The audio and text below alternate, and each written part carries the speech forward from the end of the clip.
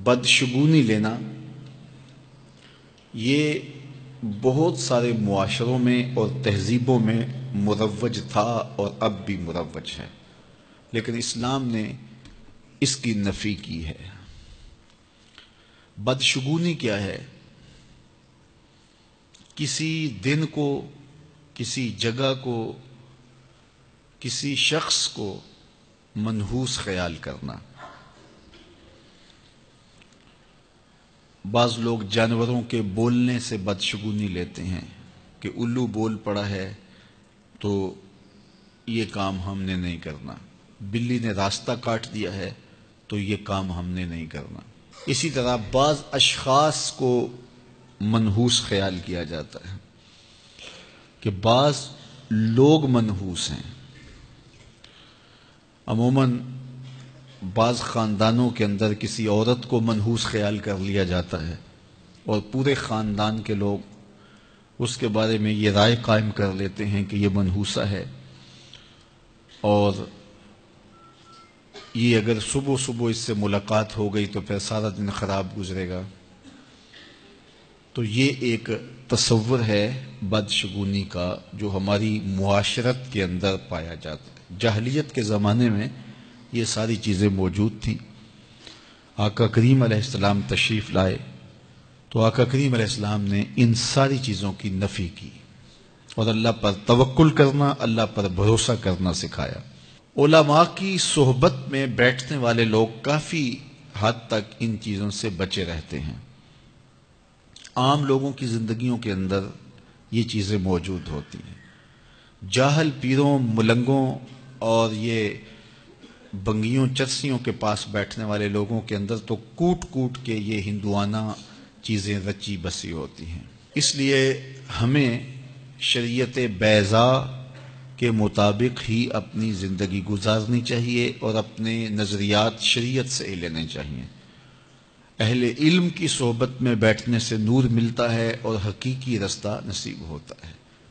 تو کسی کو منحوس قرار دے دینا یہ ہماری اپنی اختراع ہوتی ہے، ہمارا اپنا وسوسہ باطن ہوتا ہے۔ حضور نے ارشاد فرمایا ایک تو متعدی مرض نہیں ہے کہ اگر میں اس کے پاس بیٹھا تو یہ مرض مجھے اس سے لگ جائے گی۔ دوسری بات ارشاد فرمائی ولا حامتا، الو کا بولنا کوئی معنی نہیں رکھتا، اس کی آواز کوئی معنی نہیں رکھتی۔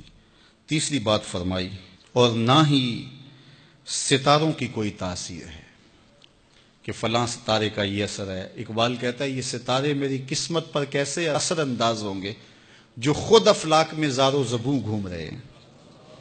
وہ بعض کہتے ہیں ہاتھ کی لکیریں کام کرتی ہیں، جی یہ تیری ہاتھ میں فلاں چیز کی لکیر ہی نہیں ہے، فلاں کی لکیر ہے۔ وہ بیٹھے ہوتے ہیں نا فٹ پاتھ کے اوپر پروفیسر بابا جو قسمت کا حال بتاتے ہیں اور 10 روپے لیتے ہیں، تو وہ بتا رہے ہوتے ہیں تیری قسمت میں یہ ہے، تیری قسمت میں یہ ہے، تیری قسمت میں یہ ہے۔ وہ کسی نے کہا قسمت تو ان کی بھی ہوتی ہے جن کے ہاتھ بھی نہیں ہوتے۔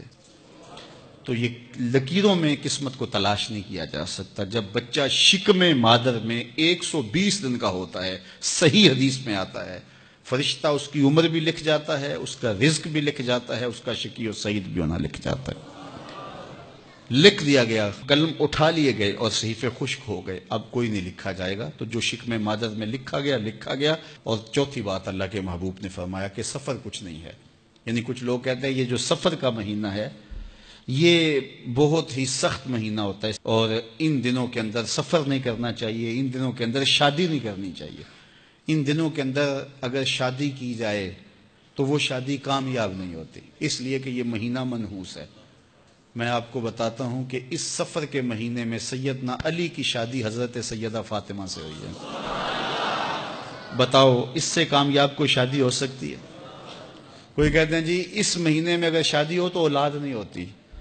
حضرت علی اور سیدہ فاطمہ کی شادی ہوئی ہے، حسن اور حسین پیدا ہوئے ہیں، ایسے کوئی بیٹے تو لاؤ زمانے میں۔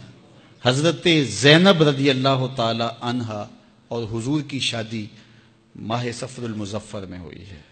اس لیے ہمارے علماء اس کو خالی سفر کا مہینہ بولنے کے بجائے صفر الخیر یا صفر المظفر کے نام سے پکارتے ہیں، یعنی کامیابی کا مہینہ، خیر کا مہینہ۔ تو یہ محض لوگوں کی اختراعات ہیں۔ تو جس طرح باقی مہینوں میں شادی کرنے میں کوئی حرج نہیں، تو سفر کے مہینے میں بھی شادی کرنے میں کوئی حرج نہیں، آقا کریم نے فرمایا یہ بدشگونی لینا یہ شرک ہے، اللہ کے توکل کے منافی بات ہے۔ اس لیے جاہل لوگوں کا کام ہے کہ لوگوں کو اوہام میں وسوسوں میں مبتلا رکھیں، ضعیف الاعتقادی قائم رہے تاکہ کچھ لوگوں کا کام چلتا رہے، لیکن اللہ کے محبوب جو دین لے کر آئے اس میں اس کو علامت شرک بتایا گیا۔ یہ جو بدشگونی ہے یہ فرمایا تمہارے اندر کا وسوسہ ہے، اور جب کوئی بندہ اندر سے ضعیف الاعتقاد ہوتا ہے تو پھر یہ چیزیں اسے پیش آتی رہتی ہیں، اس کو یہ سمجھتا ہے ہاں اسی وجہ سے ہو رہا ہے۔